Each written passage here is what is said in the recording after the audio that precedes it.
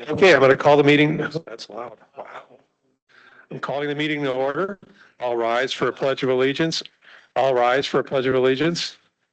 I pledge allegiance to the flag of the United States of America, to the republic, one nation, indivisible, with liberty and justice for all. All right, welcome everyone. It's I don't know. It's rainy out. We've had a lot of snow already this year. So it's our last meeting of the year. And so if I don't forget, happy holidays to everyone. Hope you have the very best. We have homeowners associations as our first item of order. And I don't know, is there anyone online? I don't see anyone like Maury Glicksman from Promontory Point, Mitchell Krutzel from Deerwood Estates, or Woodbine Craig Smith. Is any of them online or here? I'm guessing not. So now it's time for public comment. Benjamin Matthews, I'm sure you have comment. My first comment is directed either to the village manager or anybody in the village. Has there been any updates on the special use application for 4359 Illinois Route 22? And my second question is not related to that, but I noticed lately we've been having two village lawyers at our meetings, and I was just kind of curious why we need to have two lawyers at meetings. Thank you. Is he here? Yeah, we had him muted. Oh, okay, got it. So we'll come back to it. All right. So first, the attorney, we're not paying for the second attorney here, and he's here to get familiar with our village. All right. Okay. Worth every penny. No update on 4359. And no update in the.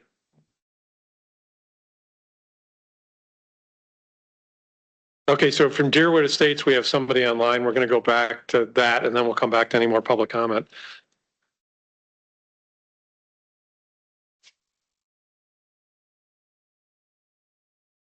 Due to the strange Zoom meeting we have, we're now working with Teams, and we're doing our best to see how this works. So, Mitchell, is it Mitchell? Are you? You're unmuted. Do you have anything for the board? Can you unmute yourself? I think you can unmute, can't you? Yeah, I could send it.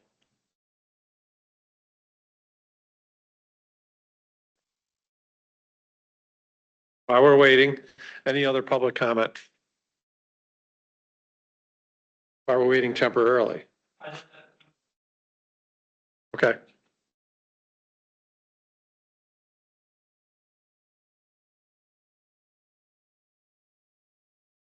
Mute again. Oh, there you go. All right, can you guys hear me? We can now, yeah. Okay. Yeah, I appreciate that. So real quickly, I wanted to bring up a water project we have as part of Deerwood Estates. We have Lake Albert, and we have a dam project which we've started engagement with. Now this dam handles the water that controls the water flow for Buffalo Creek, which also includes water that goes under the covered bridge. It ultimately flows into the Des Plaines River watershed. So our dam is deteriorating. So we have a project to rehabilitate it. We've engaged with Burke Engineering, and we're kind of in the early phases of planning out that project and getting the information scoped for repair, public grants. And the other thing that complicates this a little bit too is that Lake Albert's surrounded by two associations. So there's the Long Grove Association, Deerwood Estates, and then there's Tall Oaks, which is a Killdeer association. And part of the PUD that was part of their development plan was they had shared responsibility as part of their association to this dam. So kind of to the point, Deerwood was looking for help from Long Grove, one, to support our grant applications, and also to coordinate with Killdeer such that we can get a multi-jurisdictional application for grant preference in our submission. And then also maybe some help with facilitating any kind of Killdeer responsibility towards this project. And so my hope from this is that we could have a point of contact from the village that we could set up a meeting with so that we could discuss this project plan a little bit more further in scope. Jeff, are you aware of this project? Yeah, I'm aware of this project. The chief village officer in the village of Killdeer has been in communication with the Tall Oak subdivision. And Mitchell is correct that they had a commitment to fund the repair when their subdivision was built. A little forethought, when that was built 25, 30 years ago. I don't know tonight what the status of those conversations are, but I will certainly follow up with Michael Talbot over at Killdeer on that. And as far as grant applications and things like that, I would suggest supporting those to the extent that the village can. Okay, so So moving forward, Jeff, would you be a point of contact for us? I could be. Or you can contact Chris Sparkman, the village manager. You said Chris. Sparkman, village Okay. manager. Okay, thank you. So your request is you're just starting the project right now, correct? Yeah, we have the initial project planning going on and scoping out from Burke to kind of figure out exactly what needs to happen. Along with, they're going to help us with some of the grant application work as well. What do you estimate that project's going to cost you? Do you have any idea? It's broken out to phases. Our initial investment looks like I'm pulling up the numbers right now. Probably going to be somewhere around $10,000 to kind of get the planning, submission, and all that work done. It's looking like, upwards of maybe 20,000 to complete all the planning work, and then from there we need people to actually do the work. So it's hard. We don't have an estimate on the actual work, but once we have a project plan from Burke, we plan to submit that for estimates. Okay, got it. Yeah, so you're just really, oops. Gonna drop off here. All right, so you're just getting started. We're getting used to Teams. So you're just getting started. The village engineer will be, I guess, the best point of contact really to help consult with and get you started. So, yeah. Okay, and that's Chris, right? Is that? No, Jeff Perry, but either way, give either one of them a call or connect with them. They'll help you out to give you some guidance to get you started. All right, we appreciate it. Thank you. Anything else you need from us? No, that was my only point of order. Well, thank you for making that investment and getting the planning going before you have a problem, right? So, Yeah. appreciate you doing that. Okay, thank you for that. Anything else?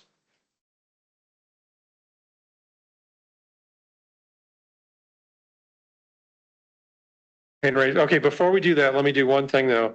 So trustee Jamil was not able to join tonight in person for health reasons.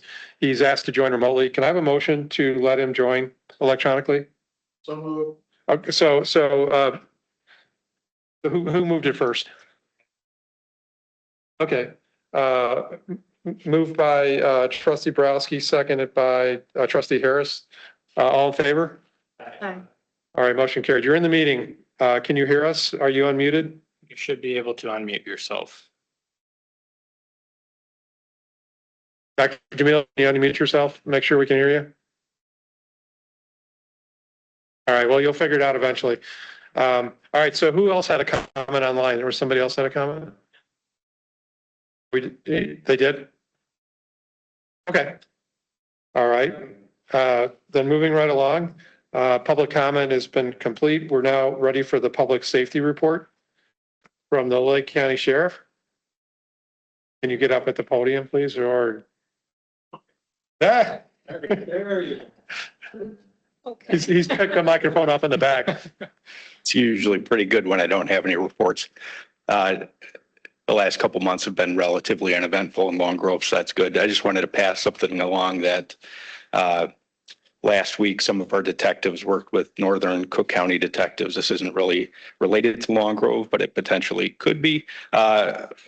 We worked with Highland Park Police Department and NORTAF, which are detectives from Cook County, the northern part of Cook County, and we arrested 2 people for ruse burglaries, crimes of travelers. These guys committed 4 residential burglaries within 2 or 3 days, a couple of days, we'll say, all across Lake County from Gurnee to Lincolnshire and Highland Park, and a couple places in between. So it just shows the kind of damage that these people can do over a couple of days. But historically, when interviewing these people, they don't admit to any other burglaries that they've done, so we can't tie them to other crimes across Lake County, including ruse burglaries in Long Grove. They only admit if they have strong evidence against them or we catch them in the act. So we got 2 people off the street for now, and it's on their criminal histories for the rest of their life. So hopefully they're inactive for a while. Were they apprehended? In Highland Park. Thanks for that update. Yeah, that's good to hear. Okay, then moving along to the consent agenda, there's a few things on it, and I will do my best to explain. We have approval of the payment of the bills, the bill warrant for the November 2025 set of bills, approval of the minutes of the regular board meeting on November 25th, our last meeting, approval of the executive session meeting minutes from that same night. There are our annual tax levies that we have, and there's a few of them here. The first one is the ordinance adopting the tax levy for the Village of Long Grove Special Service Area number 2, which is the Long Grove Commons. That has been increased 3%, which we're allowed to do, and we've been doing that every year. The next one is the ordinance adopting the tax levy for the Village of Long Grove Downtown Special Service Area SSA number 3. That is the HDLGVA special assessment for tourism that they've set up. I understand that they've submitted all of their financial information except for the audit. The annual financial audit has not been completed. It's not been complete yet, so that'll be forthcoming.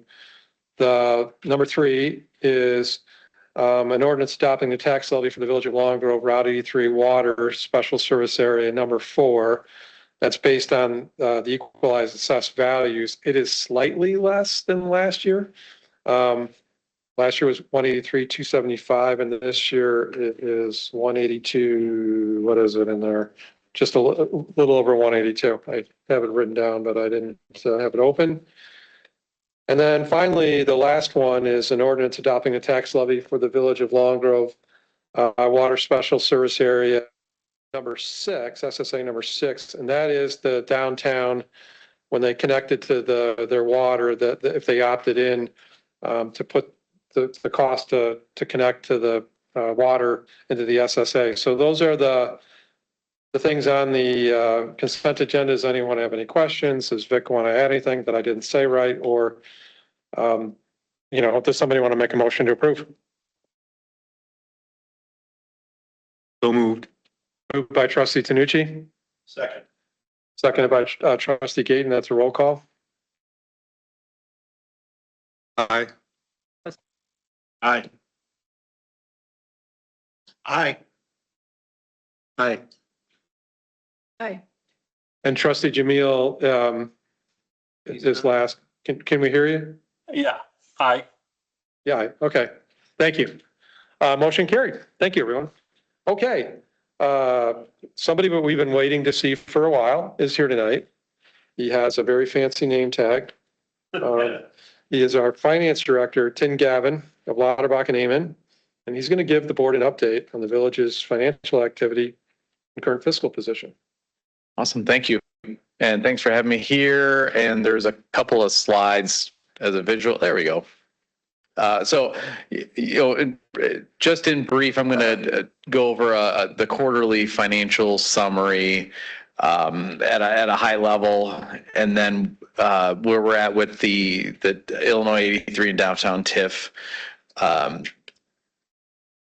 So if you want to go ahead, actually, we can skip the first slide and go straight into the second one. Essentially, it's the same information. This one has 2 extra columns. So what you're seeing in the summary is from the most recent quarterly report, which is as of October 31st, 2025. Does represent halfway through the fiscal year.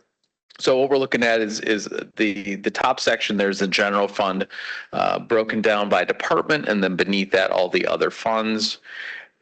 First column is where we started the year, fund balance wise. Then we have revenues, expenditures, some changes to the balance sheet activity, and then ending fund balance as of the end of the quarter.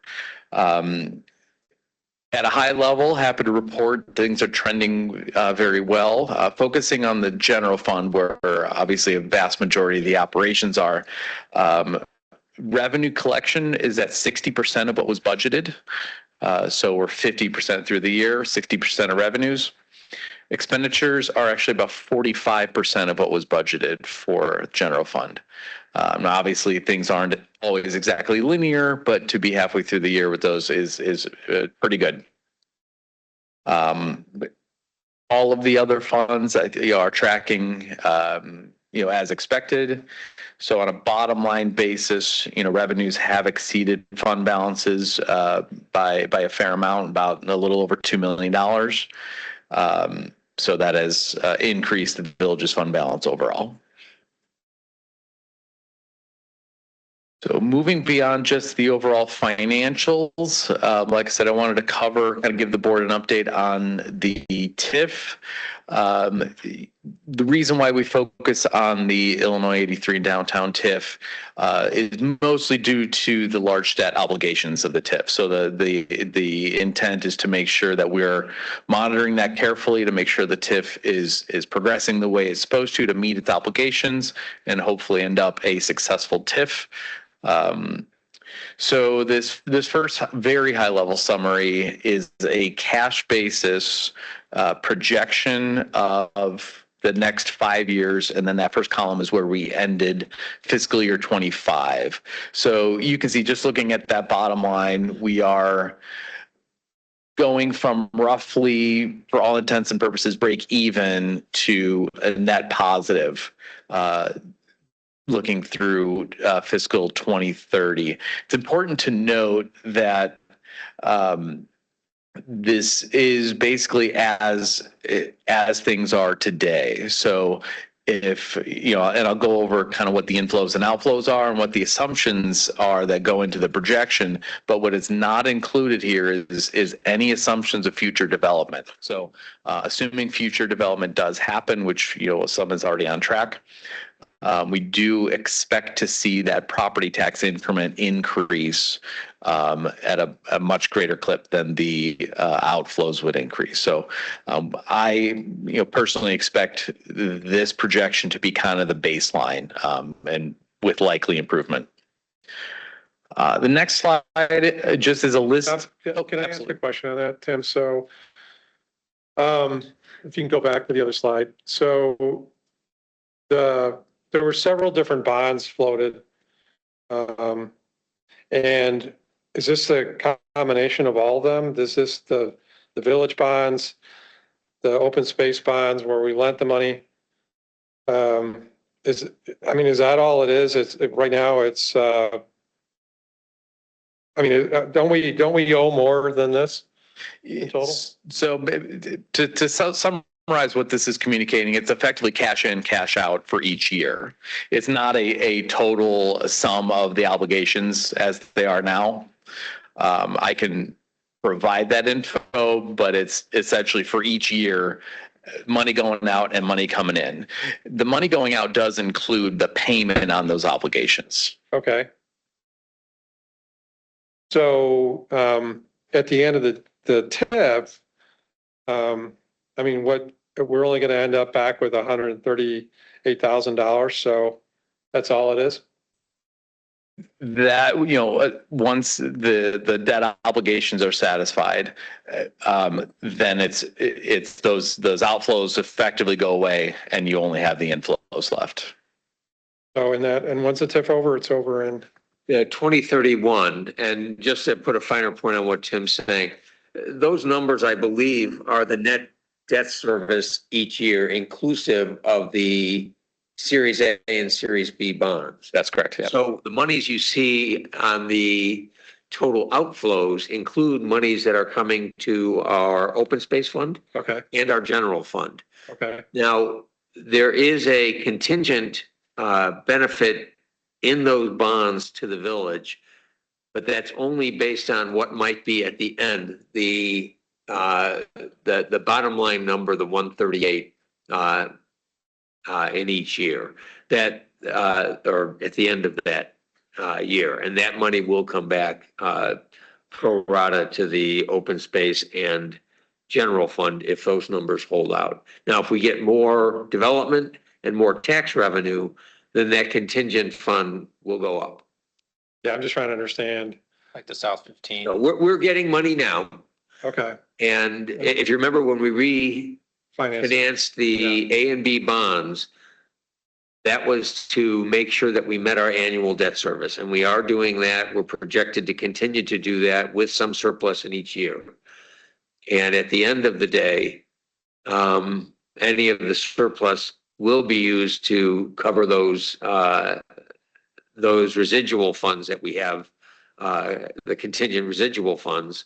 And if we have additional development, we'll have even more to cover those contingent residual funds. okay, so let me just ask another question. We have out of our general fund, we lent a bunch of money. This does not project that we're gonna get that money back. No, we will get all of that back. We will, when we refinanced it, we had some penalty interest. Yep. That which was not our principal amount. That was penalty interest because of delays in payment that were put into the contingent fund. Okay, So we'll get everything back in terms of our principal and in terms of the lowered interest rate that was used when we refinanced these in, I think it was 2022. Was that right, Tim? Yes. So, we went from a 4% with a penalty interest of additional 2% down to, I think, 1.5%. That sounds right. Something like Right. that. So we're getting our principal payment annually and the 1.5% interest annually. As to the contingent residual amount that was the penalty interest from the original bonds, none of that would be addressed until the end of the TIF. okay, And at least this shows that some of it will be addressed. And if we see more development, presumably we will have more. And that means more of that contingent residual will get paid. okay. It's because it's so simplified, it's actually making it more like abstract, if you will, right? Yeah. If you think of all the stuff that we've been looking at. Before it was so complicated. I know. Now it's too simple. We haven't hit the happy medium, but And There's not enough detail. the answer is that we are getting the money that we expect to get, Okay, and we have a expectation of getting at least some of that contingent residual amount, with no new development. even without new development. Okay, all right. Yeah. So believe me, behind this is very complicated. This was my first attempt at I know. communicating this to the board. So we're gonna probably refine this presentation for next time. But I do have a few additional slides that kind of lays out in more detail what those inflows are, what the outflows are, Okay, kind of in recognition of what's coming in and what's going to be going out. So on the inflows side, kind of in order of magnitude, roughly, those incremental property taxes is number one. We assume a 2% increase every year. Recent history has seen that fluctuate, and the average has been right around 2%. Sales tax is kind of the next highest amount. We're assuming a 1% increase year over year. I think that one probably stands to perform better than that, but I believe that's a conservative assumption. And if I can just jump in on this point, the sales tax is the sales tax that's pledged to the Sunset Grove bonds. It's not all of the sales taxes within the TIF. But if you remember, we have a 60% share of our local sales tax and 100% share of our business district sales tax, which are pledged to the Sunset Grove bonds. And that's the amount that is reflected on the table, not all of the sales tax. Yes, thank you. Interest income, which we've budgeted at a fairly conservative amount, but it is included in the projections. And then the general fund does transfer in 10% of the incremental property taxes for each fiscal year. So those are the inflows. They all commingle together to produce our projected total revenues for the TIF. And then our outflows, again, to reflect what Vic was describing, the interfund advances, those 2022 A and B, that's the money that the village is paying back to Open Spaces Fund and General Fund, followed by the Sunset Grove bonds of 2020. Both of those obligations we are paying on schedule. The planned payments are included in that outflow projection. Any capital expenditures would be included in outflows. There are none currently planned. There's administrative costs every year, so it's a relatively minor portion of the expenses, but we are assuming about a 3% increase on those. And then there are some sales tax rebate agreements in place. We are paying per those agreements, and again, we assume about a 3% increase into the future. The next 4 slides just represent my attempts at showing some of this stuff visually. Hopefully some of it's valuable to you, but to kind of reflect the prior 2 slides, the 2 pie charts kind of show the proportions of these inflows and outflows. So it kind of gives you an idea of the magnitude of those year-over-year outflows. About 80% is paying off those debt obligations. The other 20% is kind of the rest of those admin costs, sales tax rebates, et cetera. And then of the inflows, those incremental property taxes represent about 68% of everything coming in, sales tax making up another 24%. So those are really the main inflows. Those transfers from the general fund are supplemental. Next slide, just a visual representation of that projection, the projected proportions. Again, it's relatively level right now. It's based solely on our percent increase assumptions year over year. Chris and I are working on building in some projected development that may, as things solidify, give us a chance to project what that looks like into the future and how those proportions may change. Next slide is projected fund balance change by fiscal year. So it's kind of the bottom line.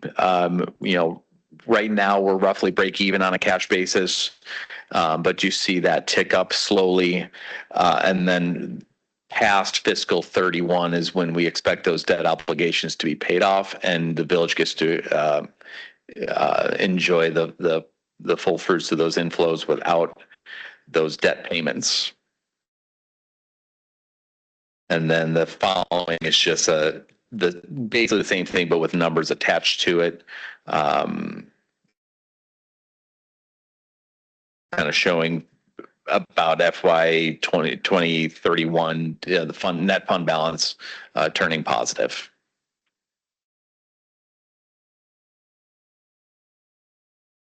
And that's what I got. Questions from the trustees?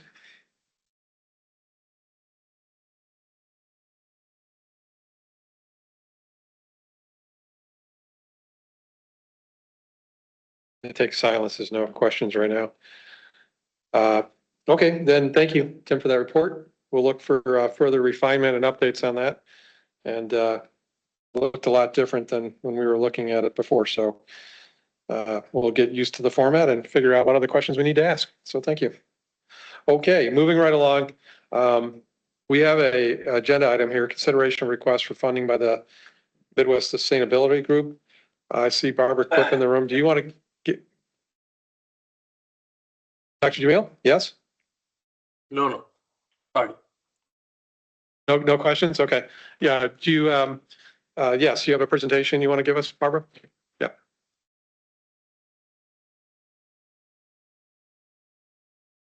You're like experienced. You go right up to the podium. You know what to do. This is so fancy. I have to tell you, I'm not going to lie. I was a little nervous when I went to the old space and nobody was there. I didn't know you were in the new space already. For those of you, I guess, who don't know me, I'm Barbara Clipp with Midwest Sustainability Group. We've been working on the Route 53 120 corridor, protecting it for 10 years now, I think, 10 years. So right now, our goal always was to protect the corridor. So we stopped having this fight every 10 or 20 years, for those of you who are familiar with it. We are on the verge of protecting what I call the bottom part of the T, so the Route 53 part. The Lake County Forest Preserve District has agreed to take over the property from the state, which was a good thing, because the Illinois Department of Natural Resources, which was our first choice, I'm sure you can understand, was not super excited about another unfunded mandate. Lake County Forest Preserves was eager to take over. So right now, there's negotiations between the state and the Forest Preserve District happening.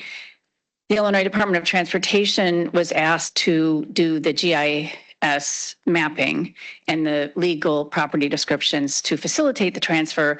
This was back over the summertime, and they still supposedly have not completed it. So we think they're dragging their feet. I think that's pretty obvious. It doesn't take that long.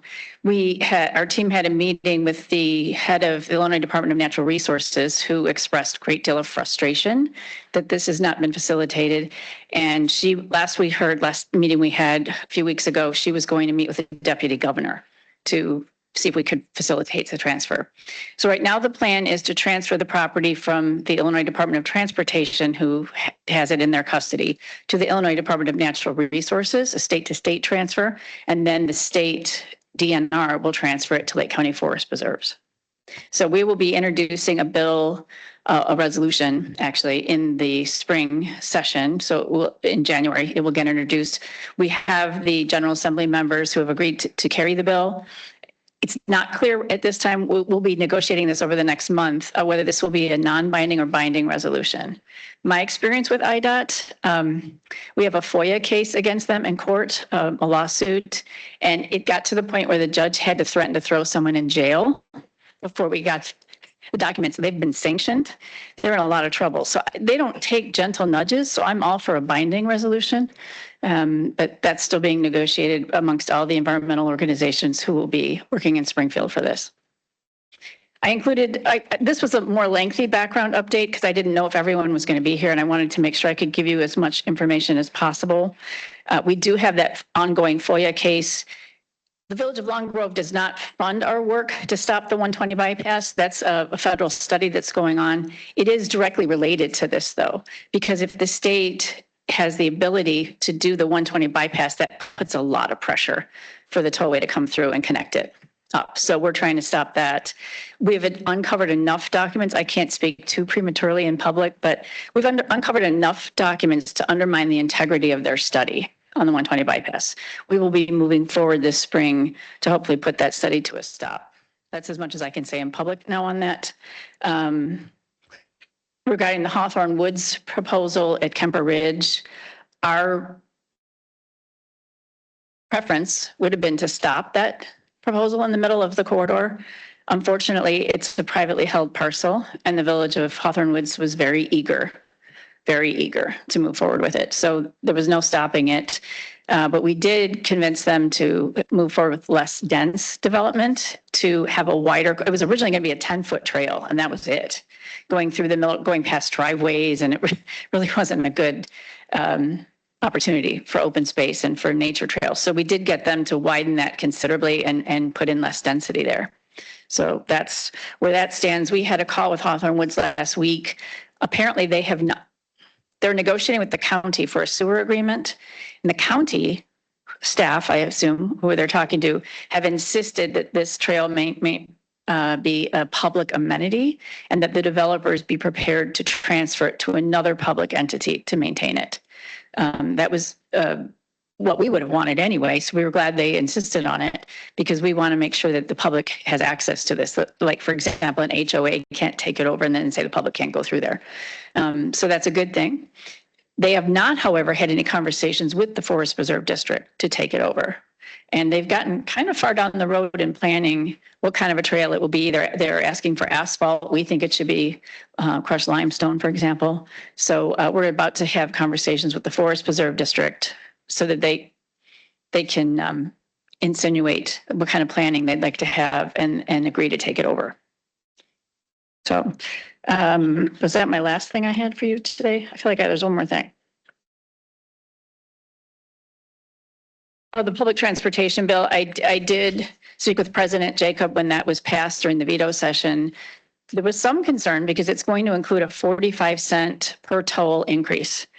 By our calculations, the tollway already could have had enough money to move forward with this project, and that's really going to give them a lot of additional funding.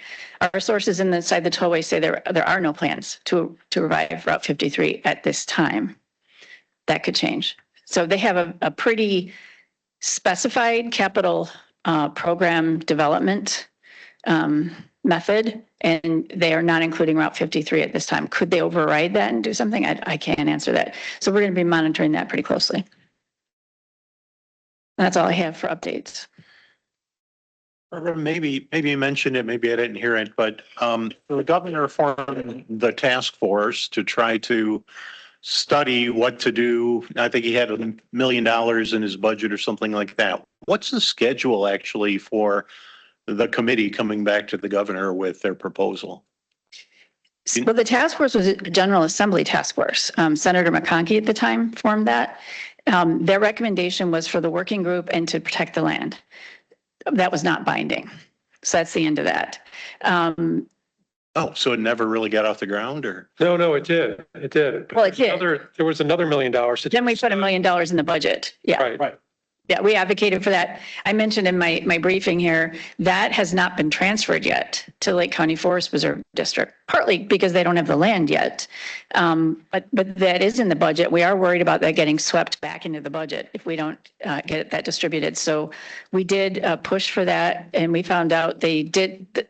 The Illinois Department of Natural Resources did send the paperwork to Lake County Forest Preserve District. I think it's called a grant that they need to complete in order to get the money. So it's in the works now. But I mean, but what happened is the IDNR wouldn't accept the property unless it was studied, right? So that's what that $1 million was appropriated for. Originally, and then there was some glitch with the way they wrote it, so it couldn't be allocated.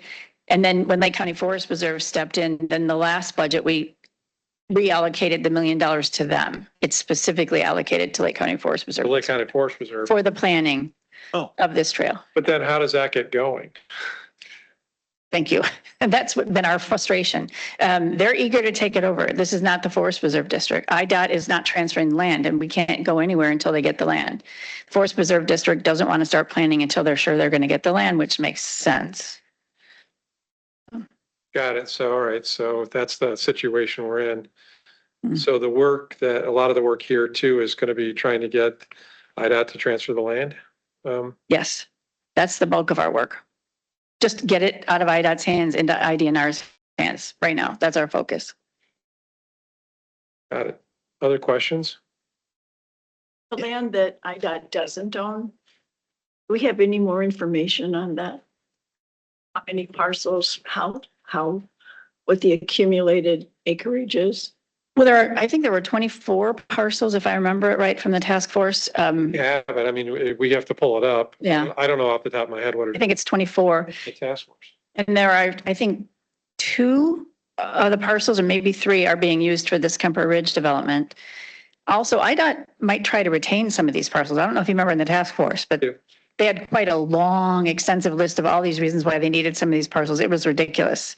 I remember one of them, they wanted to put in water retention pond where there's a wetland. I said, you know how wetlands work, right? Like, anyway. Well, the other thing was, like if they wanted to widen Midlothian or other roads, they wanted to retain, because they would be giving up, some of that property that they already own, right? Up north. Mm-hmm. All the way up at 83 in Midlothian there, right? Where that was supposed to be the big interchange. Right.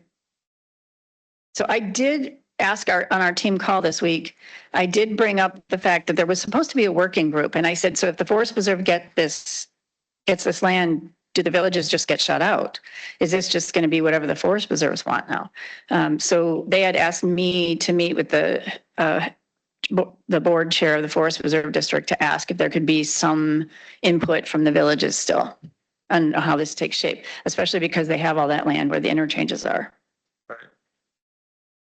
Oh, the Forest Preserve could buy out the private owners potentially. They could, and Open Lands is in discussions on some of the parcels to see if they can take them. Open Lands doesn't hold property in perpetuity, but they take lands into custody until another entity can take it over. However, they're also reluctant to take property into custody until we're sure who the final owner is going to be, because the final owner has to make a commitment that at some point they're going to take it over. So we're just in a holding pattern right now.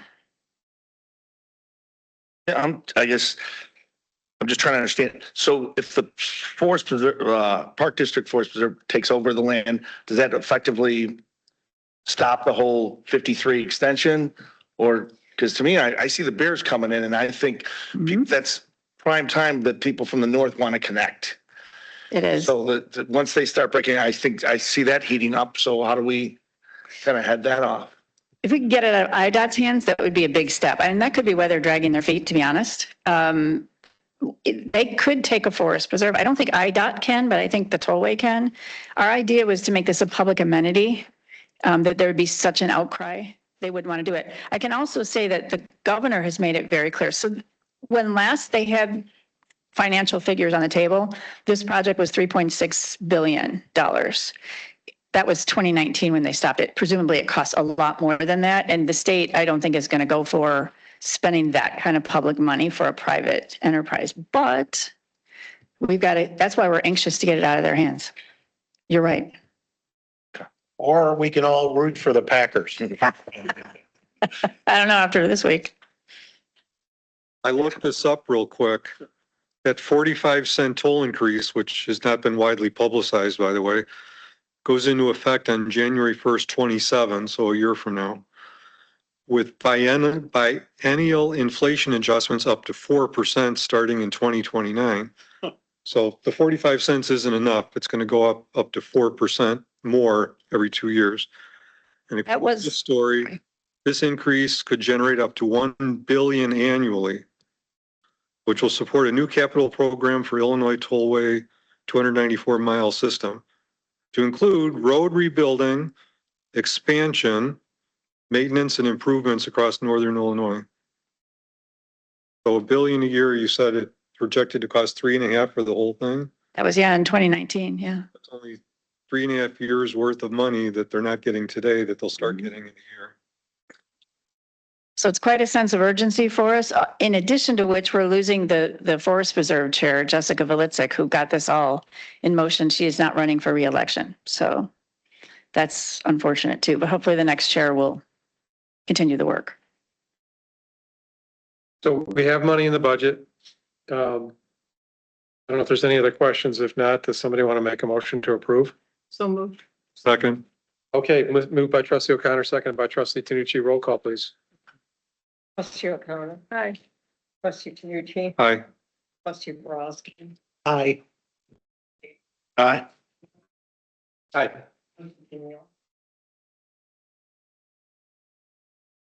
Trustee Jamil, Aye. you there? Thank you. Motion carried. Thank you. Oh, that's right. You don't have a microphone in front of you? Yeah, we'll have to move it around. All right. Consideration of ordinance amending the village code, Title III Business Regulations. Who's going to introduce this topic? I can. Okay.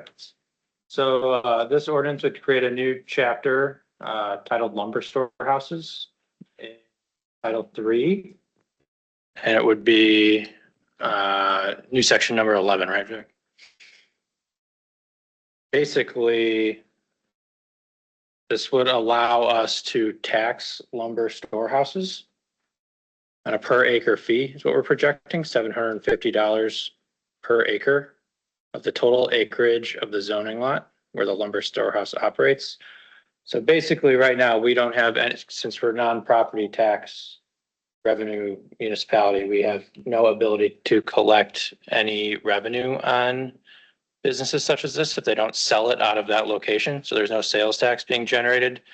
And there's only a couple of these that exist in town, but we wanted to have a mechanism to bring some revenue in to help offset some of the costs associated with these uses.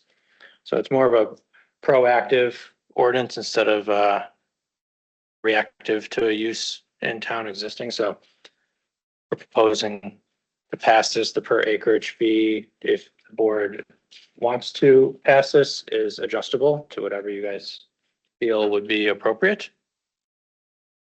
We can open it up for discussion. Unless Vic has anything else he wants to add to it. Yeah. I understand that at this time it's neither here nor there, since we don't have a lumber facility. I spoke with Chris earlier today about this. A concern I have is that implicitly, not explicitly, because it's there, it's as if we are looking for something like that, or we condone that kind of, or want that kind of business. And if a lumber company came to us, A, where would they locate? And B, would we think that was great? Is it, do we want to have this in place in case something like that happens? And if it's for sales tax revenue, how much could it, and that, don't go there because we don't know. I just have a concern that implicitly it's like on the books. Does anyone, I mean, so as I understand it, that if, for example, the mulch center gets a special use, this could be used to get revenue from the village from the mulch center. This could also be used, I think, in another residential area like McGinty's to get revenue if they were producing mulch there. So the question is this something the board wants to have in place in case a use like this is approved or not? But the time to do it is now. Yeah, it would only apply if a special use permit were approved for these specific uses tied to this. Know that the plan commission has said no on the mulch center. So, but something could. I will clarify.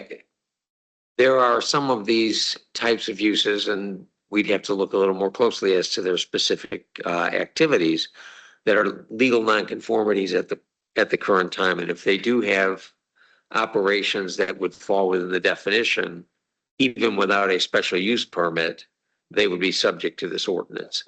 So it's not just for something that gets a special use permit. To the extent that there's an existing use, it too may be subject to it. And one of the things that the ordinance provides is a business licensing requirement for it, so that we have a better opportunity to keep tabs on what they're doing and thereby make sure that we know whether or not they're paying whatever the appropriate tax would be.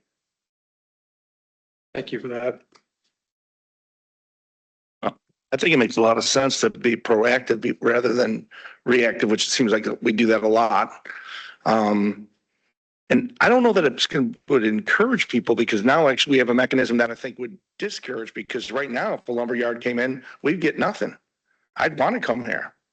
So I think having something in place gives us more of a control factor that we can, because I think from what I'm understanding from Chris, what we charge per acre, we can adjust that accordingly. We see fit. So if we see an issue, I think we can react rather quickly, because we already got a mechanism in place. Thank you for that feedback. How about Trustee Tanucci? Any feedback? No, I have no questions. No questions. Trustee Borowski? I do have a question. Thank you. I'm not sure if I read this in detail, but what's the minimum lumber you can store on a property? Do we define that? When this kicks in, is it like Chris Borowski left his 2x4s out overnight, so he owes $750 or? No, you would not qualify, sorry, Chris, I mean, if you'd like to pay the tax, I'm sure that, we'd be happy to take it. No, you wouldn't. That wouldn't qualify for it. This is actually something that's processing, this as part of the use itself. Yours is an accessory use to your property. It's not something which is the use of the property. So, and we have a separate regulation that does apply to, you may remember it was about 2 years ago that yes, that's the one I'm referring to. So this is something that would be covering those that are not covered by that other ordinance. Now, we do have, and again, I don't know that we've undertaken any kind of thoroughgoing investigation of what's going on at, say, McGinty's. But there are some legal non-conforming operations that if they do include a mulching operation, for example, this would apply to them. Okay, thank you. So $750 was a proposed tax, I guess. Per acre. It would be per acre. So if it's a 10-acre site, it'd be, So given the height requirement, how much volume of mulch can you store on 1 acre at whatever it was, like 10 feet high? the height requirement only applies to those that do not have the special use permit. So they should, we had an exception to that ordinance that you could get a special use permit, and that would allow something other than the discrete limitations that were in that other ordinance. Okay, thank you. I understand that. Thank you. And the 750 is based on the total acreage, not the acreage that's used for mulch. Right. We look at the zoning lot itself. So if it's a 10-acre lot that 2 acres are being used for mulching, it would be a $7,500 tax. Someone's got 15 acres. I think they were 11 maybe, but yeah, something in that. Farming and. Yeah. It's the whole parcel. Correct. Trustee Harris, do you have any comments? 750 seems low to me. Operating, having a significant business, I mean, what's a 75?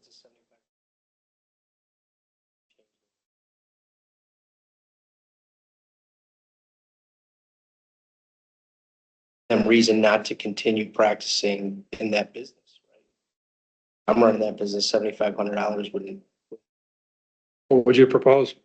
was a much higher acreage tax. What would it be? What would you I think? don't know. Yeah. But, I mean, are other communities, do they have ordinances in place like this? So what are their acreage taxes? I'm not aware of any other community that has this type of tax. There are amusement taxes and other types of taxes of all sorts of varieties. But I think this one,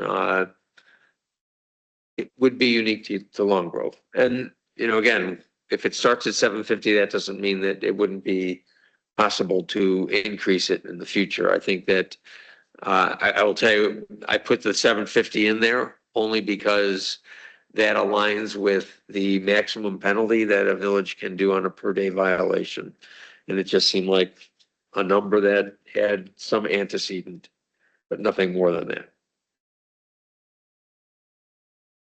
Trustee O'Connor?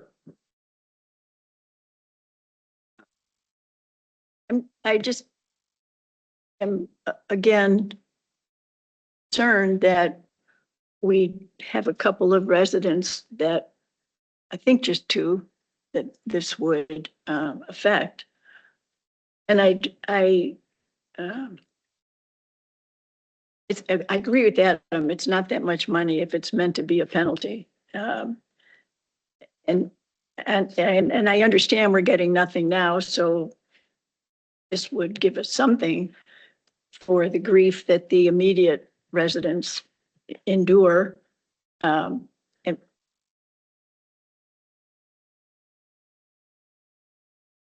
I don't know how I where I am on that. Okay. So, and I'm going to be outvoted one way or the other, so. You're undecided, okay. I'll just add, outside of the legal non-conforming, the tax would only apply to businesses that have received a special use permit, which everybody, I don't know that we'd be calling that a penalty. It'd be more of just a cost of doing business in town, because we would have approved the use.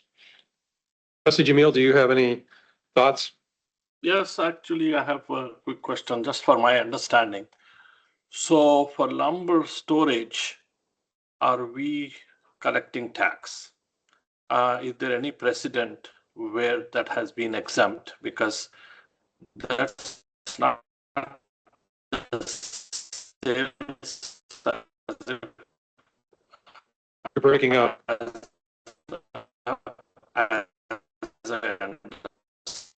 And so just want a clarification on that. Hey, Trustee Jamil, you were breaking up. Can you repeat the question? Or comment? Number one. Number two, are there any exemptions in the state? Can you hear me? No, we're getting like every other word. Email it. So the first question, can you start with the first question? Can you repeat it? Yeah. So can you hear me now? No, you're breaking up.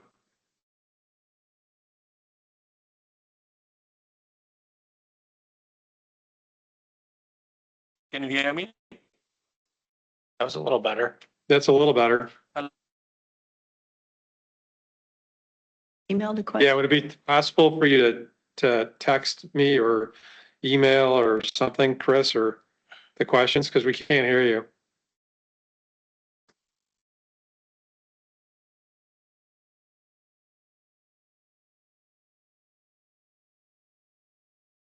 So are we taxing? We're applying a tax for storage, not sales. That's the question. Yes. Of the lumber, they're not. Well, we're doing it on the activity. The tax is on the activity, and it's measured by acreage of the lot on which the activity occurs. It's not per se for storage, and it's not at all for sales.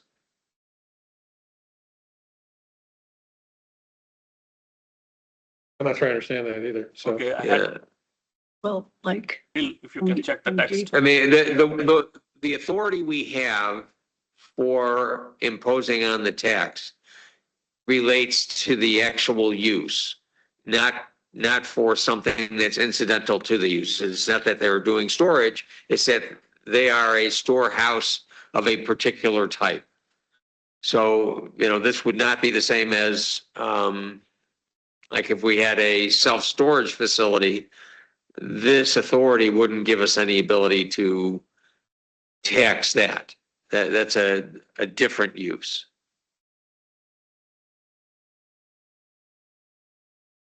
Not quite sure I'm answering the question or that I fully understand it. So as I understand it, the issue is, we are subject to the effects of the creation of mulch, whether it's the odor, whether it's the visual, and it's being sold elsewhere. And the elsewhere entity is the one who is reaping a sales tax on it, and the village is not. Is that accurate? Is that an accurate? From my understanding, most of their operations are wholesale, not retail. And so there's no sale tax on it at all. Okay. but this would just be a way, if such an operation or similar operation Mhm. came into our village and they were allowed to do it with granted use, that we would be able to tax them. And then as Vic, I just learned tonight, we could actually change the amount if we chose to make it higher in the future, so.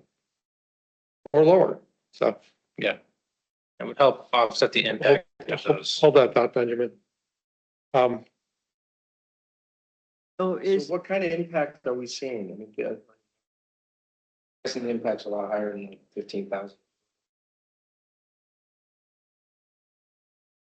I don't know that there's any monitoring of that that's been done to date. So it's anybody's guess. I mean, at least if you look at the current mulch center, it's on a county road, so it's not something that's affecting our roads in that regard. And I don't know that there's a concrete measure for some of the externalities that arise from it, whether it's odors or particulates or things like that. So I don't know that we have any kind of metrics for that. So it's, I believe the technical term is spitballing. And I know Benjamin Matthews has a comment, but before I do that, I'm just going to go around. They'll just find out where the board is at on this. So Trustee Gayton, you were in favor of it. Okay, Trustee Borowski's in favor of it. All right, Trustee Tanucci's in favor of it. Trustee Harris? You're in favor of it. Trustee O'Connor? I think I would vote aye on it, given the discussion. Okay, so you might be in favor of it. Trustee Jamil, are you in favor of it? I typed some chat questions, if you guys can answer that. Yeah, we can hear you now. What are the questions now? So do we have any precedent of tax exempt in other villages or Illinois per se for this kind of storage? And why are we taxing on storage or the usage? Yeah, go Can you ahead. hear that? Yeah, we're not taxing, this ordinance would not tax storage. It's taxing a use that's identified as lumber storehouses, which is consistent with the statute, but it's not taxing storage per se. And I'm not aware of any other similar ordinance that I've encountered. We did take a look to see if there were any through any of the municipal code services. We did not find any. Because if this is a proactive measure, then, you know, it's my opinion is to take a look at other places where these lumber store houses are, and what's the precedent of having you know, charge. I would be not willing to vote for this. All right, now, thanks for that feedback. I'm gonna, Benjamin, you had a comment that I'll let you make that, just keep it brief. My only question is, how would this affect Menards that sells lumber? It would not. The draft ordinance actually has an exception for retail establishments. So it would not impact them. They'd be exempt. Okay, so not 100% unanimous, but if somebody wants to make a motion to approve, before we do that, if somebody wants to change the amount, I suggest that we agree on that first. Is 750 an acre enough? Should be 1,000?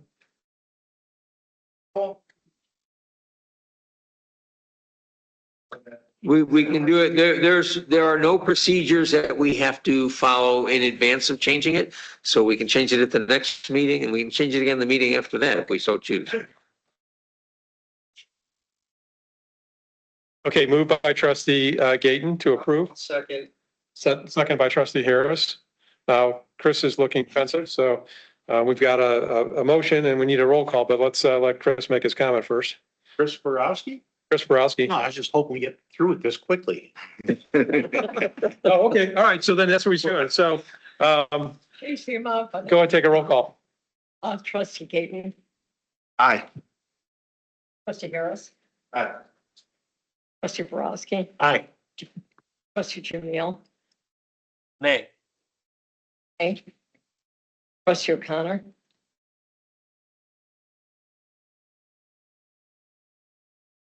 A. Trustee Tanucci? Aye. Okay, motion carried. Thank you, everyone. All right, so the next two items, they have to be done, I guess, sequentially, right? One is, we have a new restaurant, the Fluffy Bunny Ranch House. They want a Class C liquor license. And so that's the first item on the agenda. The second one is we actually have to add a liquor license to allow them to get that liquor license. So there's item number 12 and number 13. Does anyone have questions? Is the new breakfast place in the village? What is a Class C? What is that entitled to? What are their hours to serve? It's in the resolution, right? Yeah, I thought it was, and I probably skimmed right through it.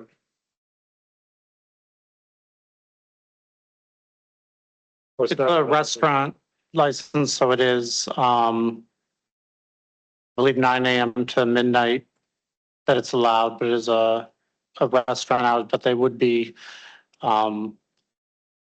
that is what the Class C allows, the So restaurant. who has these licenses? Here, let's go, we just signed a whole bunch of them. What are they? Who's got, is the village tax? Does the, I can pull up the, who all has them?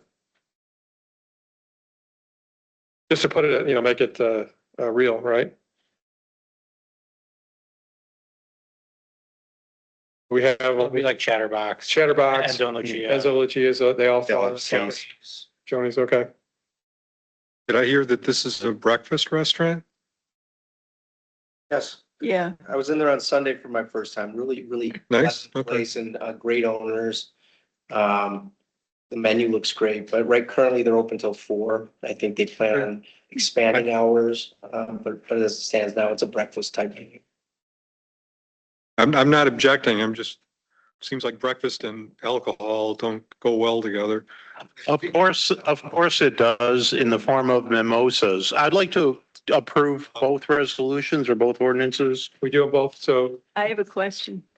but hold on a second, make it this right. You're gonna made a motion to approve item 12, the application for the liquor license, to grant the license, and 2, to amend our code to add the liquor license to our code. We can do that together, right? So that was moved by trustee Bobrowski, okay, and it was seconded by trustee Gayton. Now there's a question before we do the roll call. Well, on the application, question number 19, does the applicant beneficially own the premises for which a license is being sought or has a lease thereon for the full period for which a license is being sought? And they said no. So I'm just curious if they don't own it or rent it. So I corrected that today in the updated one that's online. So the original one that went out that you would have downloaded. Yeah. They put no, and we caught that today, and I called them to clarify because they misunderstood it. I think they only read the first part of the question. So we called to clarify that with them. Okay. They do hold a lease. They do have a lease for the building. So it's a good, yeah, so good question. So you caught it, yeah. So we didn't catch it at first that they answered that, so. Okay. So moved by trustee Bobrowski, seconded by trustee Gayton. Roll call, please.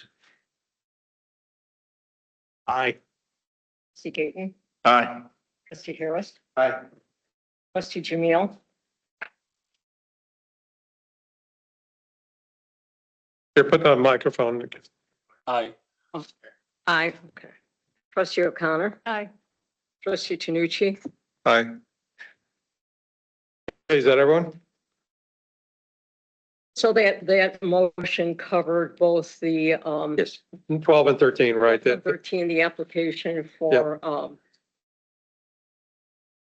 You good? Motion carried. for Fluffy Bunny and the amendment of the, Our liquor. of the village code. Of the village code, right, yep. Okay. Number 14, consideration proposing an ordinance establishing a special service area for the construction of the Aptekissick Road extension of the village water system. And Vic graciously agreed to take this topic. As you know, last meeting, we approved an extension, an interconnection line between Buffalo Grove and the village to bring Lake Michigan water into our water system. Concurrently, we did bid a project that would extend a water line along Aptekissick Road. That has not yet been brought to you all because there's a need to find a way to pay for it. This was originally contemplated to serve the fire station in its Aptekissick location. And the fire station, as you may recall, originally was going to pay for this up front. As their process got further along, they did inquire as to whether there were other ways of financing it. And one of those other ways is through special service area financing. It's basically a way where the village is a conduit for issuing bonds and allowing then the payment on those bonds to be covered over time with interest. It's not an obligation of the village. That's the first thing I want to make clear about the special service area. If the bonds aren't paid, the village is not responsible for paying them. It's only the special service area that is. We did have a meeting with the Fire Protection District last week to go through this process with them. And while they are still digesting it, because this is a multi-step process, we did agree to present this to the board for consideration tonight as the kickoff for the process. What is contemplated would be a special service area that would allow the issuance of bonds to pay for this extension. And it would allow then the Fire Protection District and other properties, I'll get to that in a moment, to pay off those bonds over a period of time.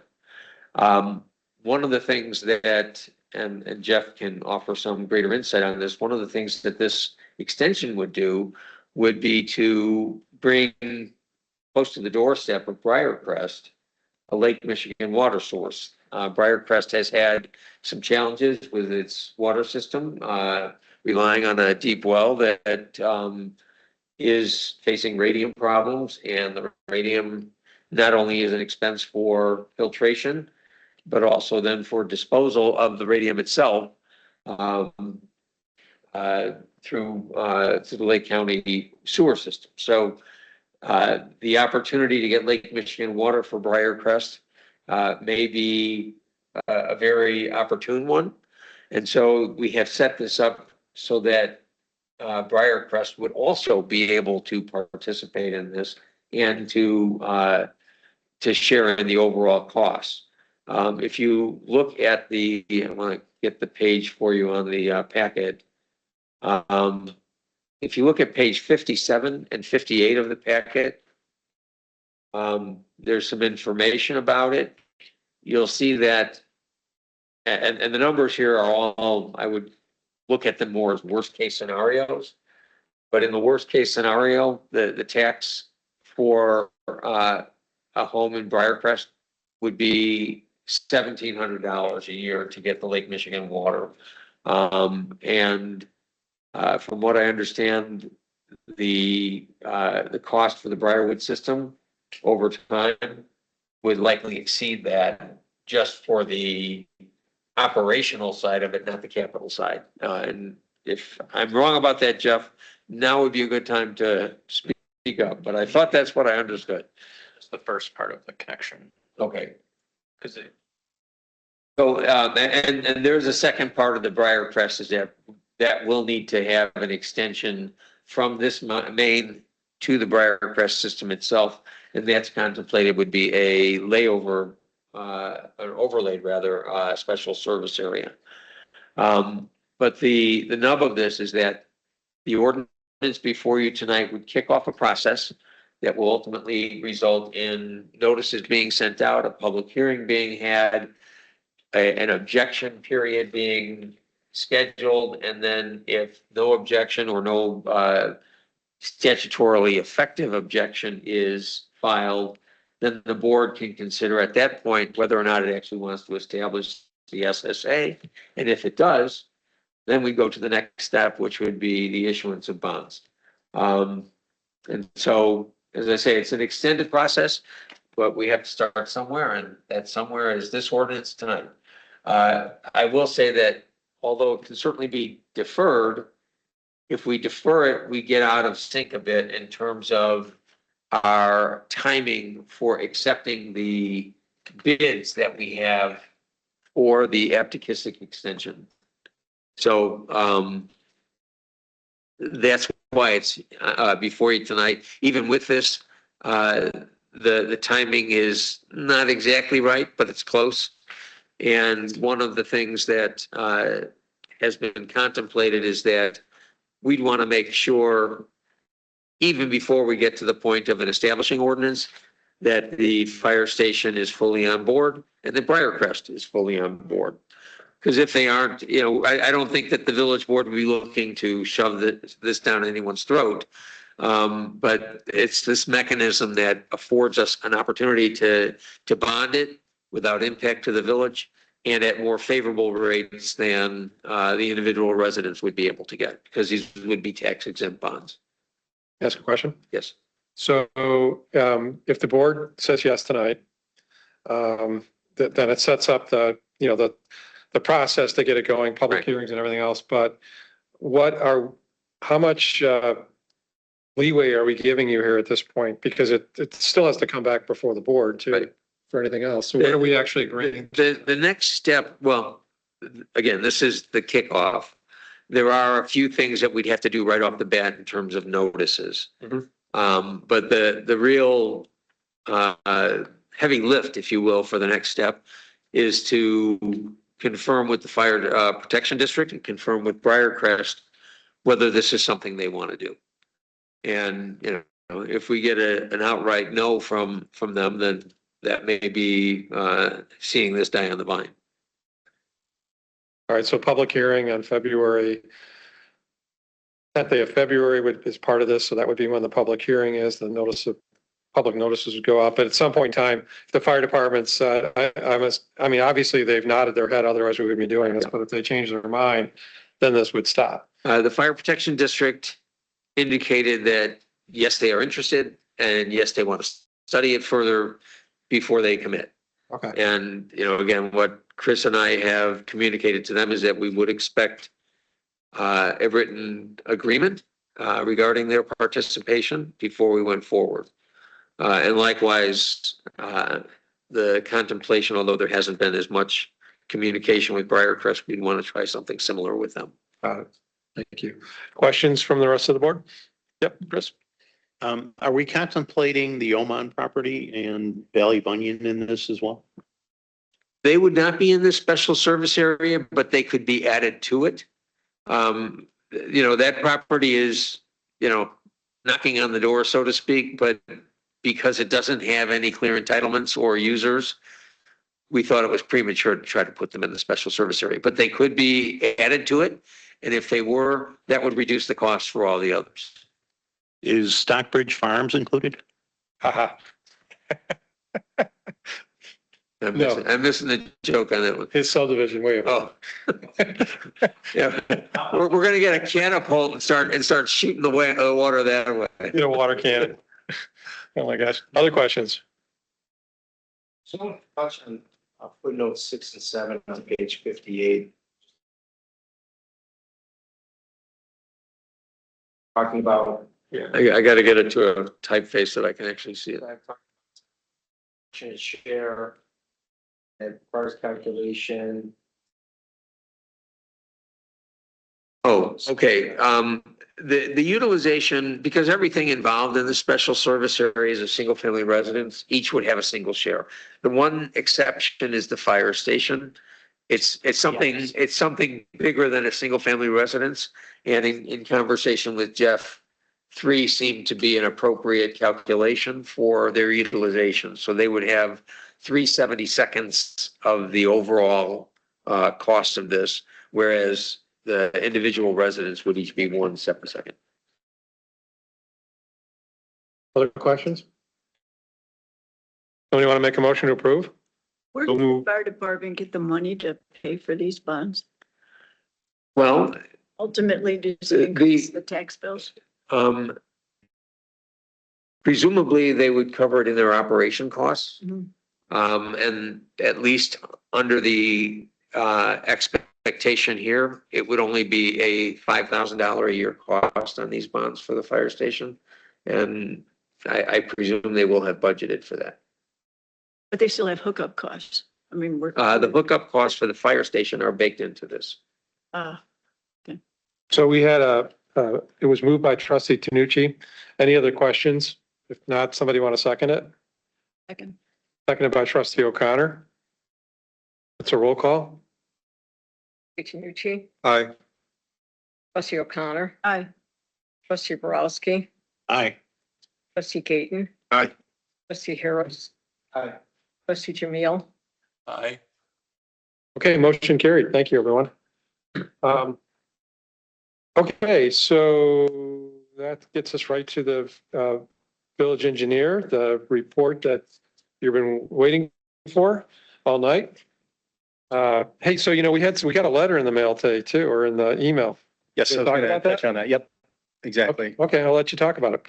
All right. So the village engineer's report is in the board packet. A couple highlights for the board tonight. Number one, Village Hall expansion. All the renovations are ongoing in the existing space.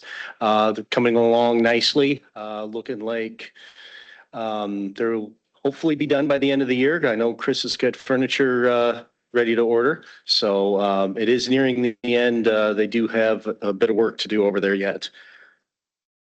I'll jump down to number 4 and just kind of recap just a little bit the 2026 road program for the discussion that we had Saturday morning. We're going to move forward with that road program, which will be the resurfacing of Checker Road, Tall Oaks Drive, and Hampton Drive this year. Number 7, the Lake Michigan water connection. Just wanted to update the board. We had a kind of a kickoff meeting with John Neary Construction this morning, just to kind of talk through some of the preparatory work and what we're going to need as far as contract documents, submittals, and things of that nature to kick the project off. Actual construction of that, it looks like it's going to start in Marchish. But it's weather dependent. They don't want to start now with all the snow on the ground and, be forced with delays or winter conditions or something like that. So that makes sense. And also gives them the opportunity to do, like I said, get all that preparatory work ironed out and ask some questions and get their scope and their means and methods all straightened out. So it was a very productive meeting to kick that one off. I'll drop down to number 12. This is the Illinois 22 widening project. The village did provide comments on the intergovernmental agreement to IDOT on December 1st. IDOT did respond late last week that they received them along with the comments of the intergovernmental agreement. They got the village's landscape enhancement plans. They've already put those landscaping improvements into their plans, so that's a good start.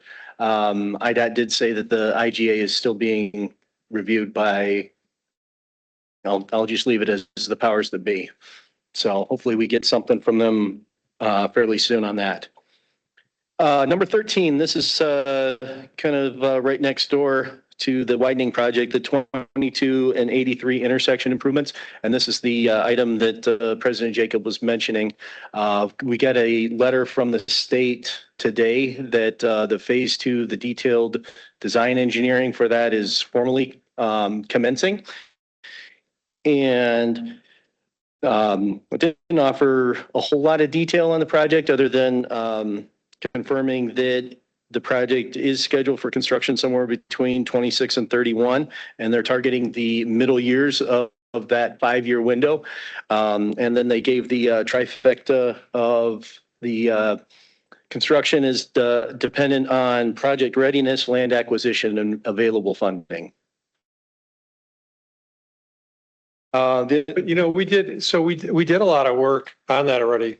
And I think that was under village manager Greg Jackson, and Rita was in those meetings too, right? So some of that they didn't tell us exactly what they're doing, but we offered some recommendations, right? Yeah, so this has been in the works for several years.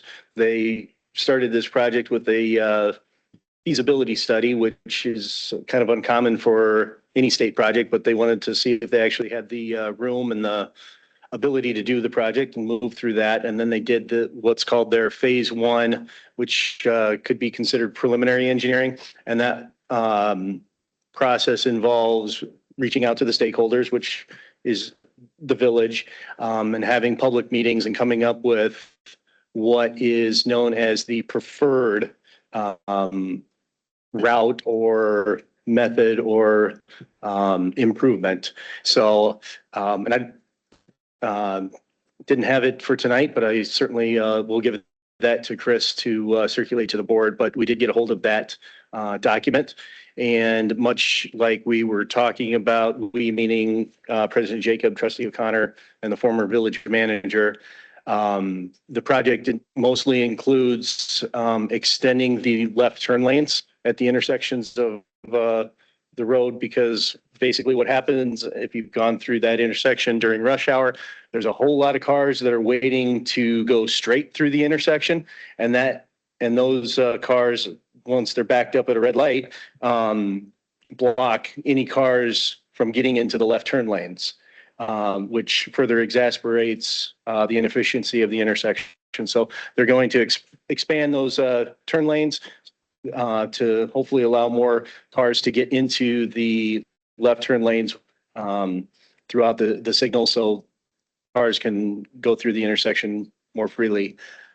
But the one thing I did want to highlight that I did see on the diagram for the preferred scope of improvements is a crosswalk on the south leg of the intersection. So that'll be across Route 83 on the south side of 22, going east-west.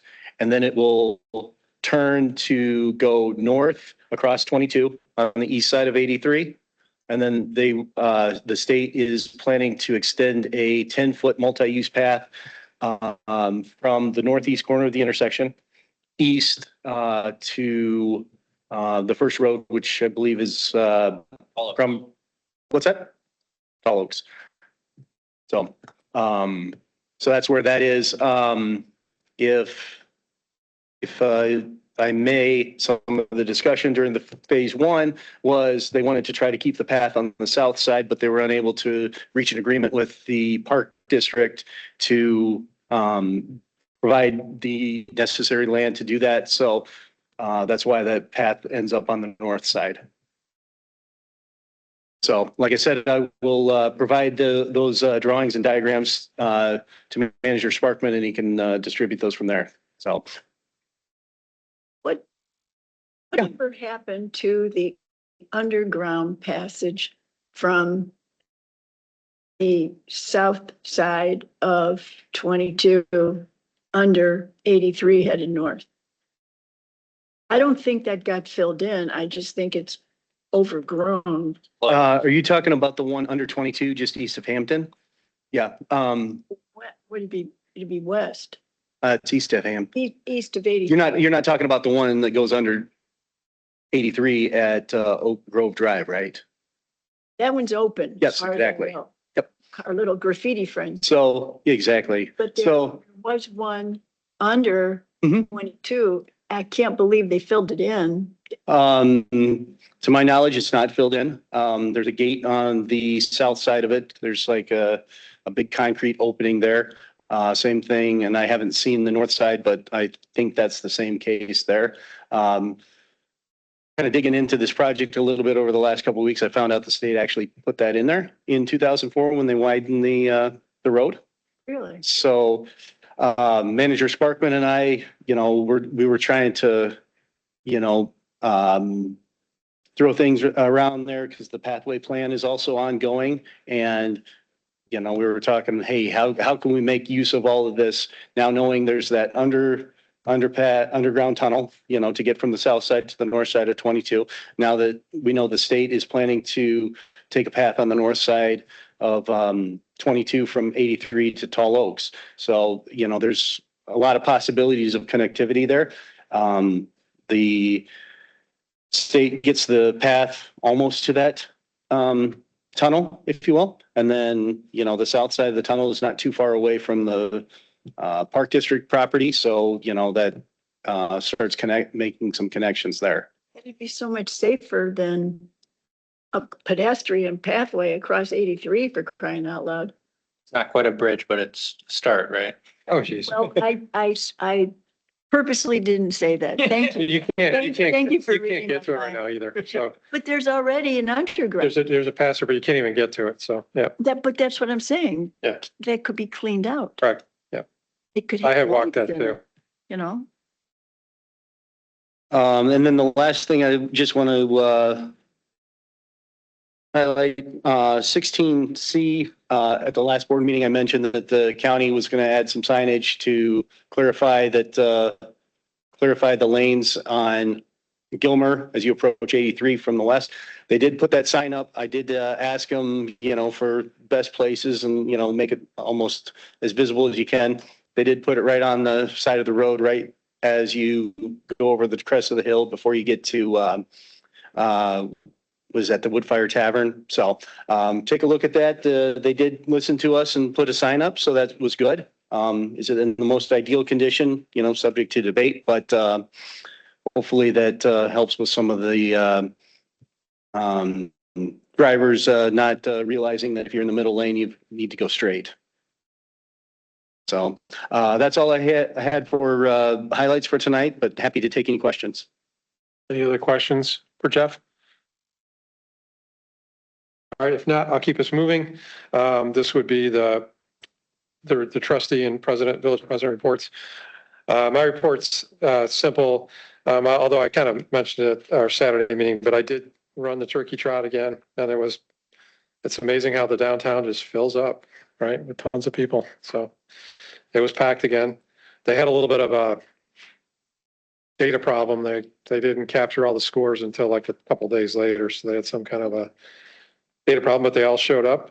The other thing I did on December 2nd was Mike Oken sponsored this with the Lake Zurich Chamber. The WGN has this Your Hometown show, and I don't really know when it's going to air, but I was interviewed by John Hanson for a few minutes, and I guess there'll be some video clips and audio clips that'll be on the radio, so we'll see where that all heads. But I know Mike took John Hanson around to all of the shops in the village and restaurants and walked them all around on the morning of, was that Thursday, December 2nd? I think it was Thursday, December 2nd. So Was it just the downtown? just the downtown, yeah, at that point. So, but that was Oken kind of sponsored that. So, and he asked me to do it. Okay, that's the end of my report. Trustee Borowski. Happy holidays to everybody. Thank you. No report. Trustee Gayton. Just to piggyback on what you're saying, also the historic downtown Long Grove had the back-to-back Fridays on. We had CBS for most part of the day. I actually had a spot on it. We had like 3 2-minute spots and then 3 30-second spots, and then we just had NBC too, and then we also have something for the bridge. We had Fox out for the bridge lighting, and they're going to be they like the. So the B-roll, they're going to be running that again. So we're getting a lot of exposure out there. So